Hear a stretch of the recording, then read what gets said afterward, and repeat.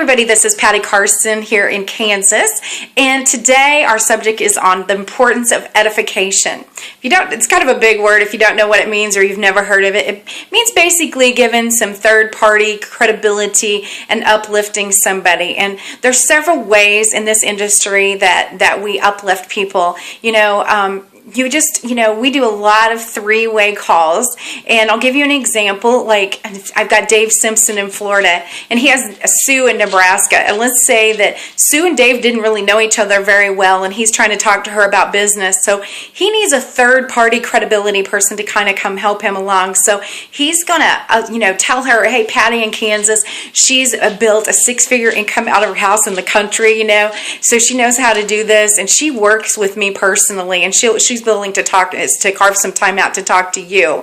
And so when he puts Sue on the phone, she's all ears because he's edified me to her to begin with.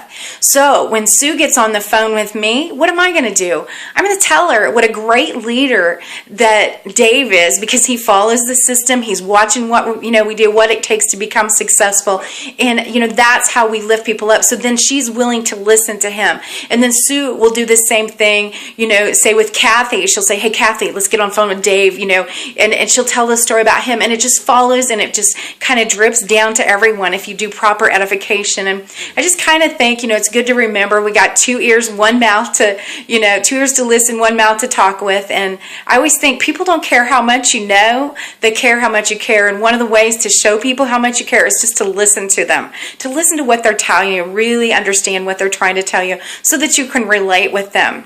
It's also important to know that if your company, if your team or something has a system that's working, like ours, for instance, we've got several, people making over $40,000 or more a month with a system that works.